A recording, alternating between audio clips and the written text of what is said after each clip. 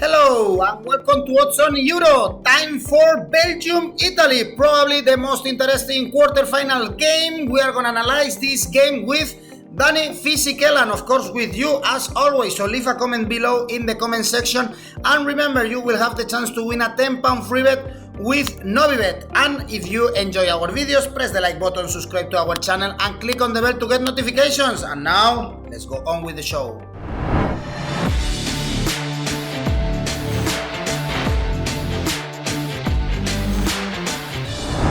The most interesting game in these quarterfinals for sure is going to be Belgium-Italy. How are you, Danny? I see that you are already ready for the game. Yeah, I'm ready. This is the biggest game for Italy in the last 5 years, of course, since we were knocked out by Germany in France 2016. It's a good game, obviously against the number one team in the world. Can't wait.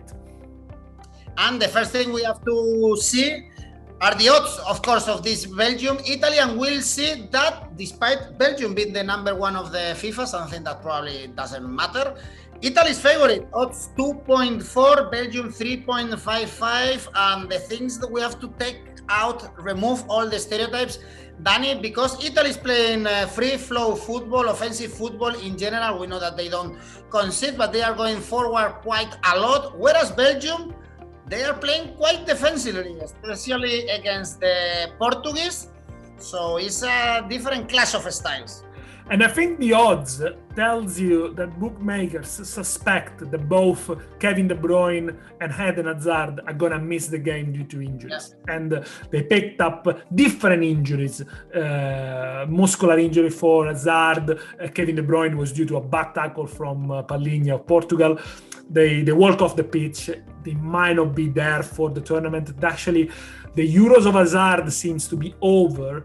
And this is a big miss for Belgium, which completely flips the odds on their side. And that gives the advantage to Italy because they are two massive players. I think De Bruyne was tipped to be the best player of these Euros, and not having them detracts a lot from this Belgium side that, as you said, they've not been as sparkly as we imagine. They've been more solid defensively. Against Portugal, they faced 27 shots on off and on target. At the end, Portugal hit the post. They could have equalized. The goal was a good team goal thanks to Romelu Lukaku being able to fend off Ruben Dias probably for the only time in the game. But is a team, Belgium, that sometimes they don't seem to be all in top form. Of course, Lukaku's been great. Courtois has been good. I think Alderweireld has played a good tournament so far. Witsel returning in midfield has been really important. We started to see very good things from De Bruyne, good injured. Hazard was getting better and better, fitter and fitter, might not play there. So that's why the bookmakers give the advantage to Italy, who had to suffer against Austria. I think that's how I expected. In fact, my tips was 0-0 or draw a first half, probably got that right. And they suffer because Austria is a hard-working team, runs a lot. Italy had to resort to the plan B, especially as the time went on with the substitution. Thanks to the fact that I got loads of quality on the bench, they were able to unlock the Austrian defense. But this could be a similar kind of game. This could be a tight game. So I'm going to repeat what I said for the Austria game. First half draw in this case, pays 2. Actually, Danny, if we see the performance of these two teams so far in the Euro, Belgium only conceded one goal against them, and was a huge mistake by the Nayer, who won't play probably against Italy. And Italy only conceded that goal against Austria. Now, Italy, actually, they are in the best unbeaten record of their history, 31 games without a defeat. Belgium won the last 5 games, two teams arriving at the best to this very important game, although it's a kind of difference because Belgium is now or never for this generation, whereas Italy, Mancini is able to build a great team with a lot of youth, a lot of young players, actually. Absolutely, and I think whereas you have this feeling that Italy team is gonna still be there for the World Cup, for the next Euros. The bulk of the team is still going to be there. Probably with Belgium, we'll see a lot of changes. Yes, the stats are incredible for both teams. Italy, 12 consecutive wins, 11 clean sheets. Donnarumma broke the record of Dino Zoff of minutes without conceding a goal before conceding from Kalajdzic from Austria. Belgium, no defeats in 13, 5 clean sheets. However, Belgium in these games have played slightly stronger opposition. They play France, they play Portugal, they play Germany. Italy, this is the first time they will play a team in the top 10 of the FIFA ranking in the last 2 years. So this is the real crucial game to see how good, how strong is the Italian team. Now, Italy against Austria had to do it by hard work, especially in the second half and in the extra times.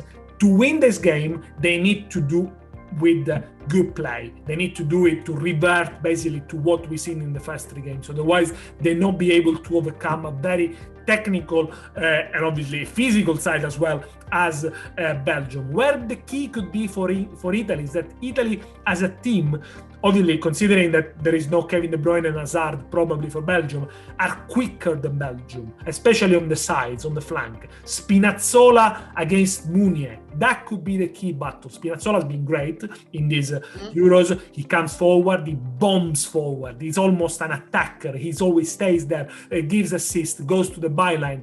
Meunier for Belgium, don't get me wrong, good player, solid player, but he hasn't had the greatest season for Borussia Dortmund at the end. He hasn't played for the last 6 to 7 games, a few injuries. 2 years ago, he became an outcast at PSG, was sold. So maybe there it could be exploited. On the other side, Italy probably going to play with Chiesa instead of Berardi. Chiesa is in a great form, and I think in tournament football you need to go with the form player. You saw it with Southgate playing Saka. He's in form, he starts. Same with Chiesa.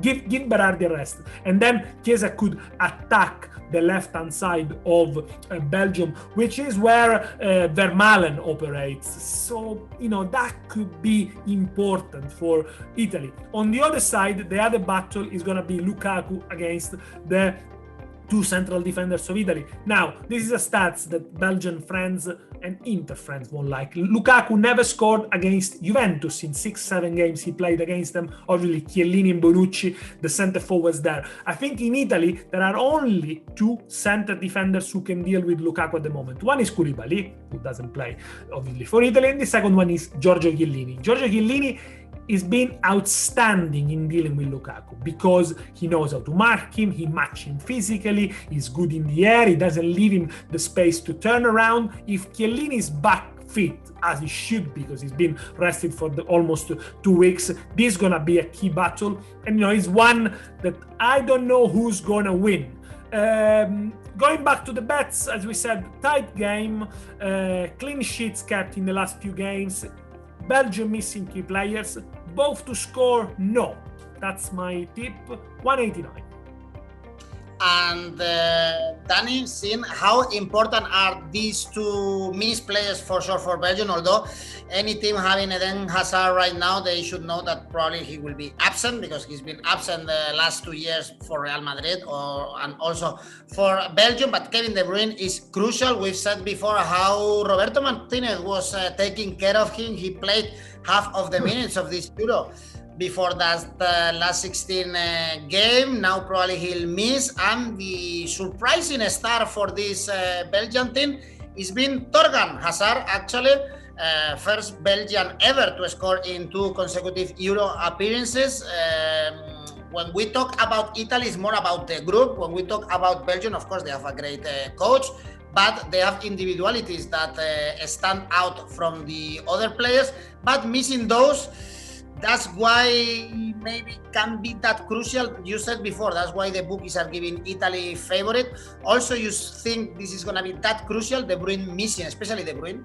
I think so, because that's where Belgium creates the chances. He's going to be probably replaced by Mertens, who's not so influential for the Belgian team as he used to be for Napoli. The other person who probably replaces Hazard is going to be Carrasco. Again, he plays in the Chinese league. He's a player that he's been going down in his trajectory as a player. But maybe Roberto Martinez could surprise us and put a midfield of 4. We'll see, to try to stop Italy creating. I think, yes, Belgium could struggle against an energetic Italian team that are going to press them high. A couple of doubts also for Italy, whether Pessina, who scored 2 goals, is going to start. Is Belotti or Immobile starting up front? Depends, because Belotti did really well when he came from the out in the game against the Austrians, but he doesn't run much in behind the back line, whereas Immobile does it. And we know that the Belgian back line is not very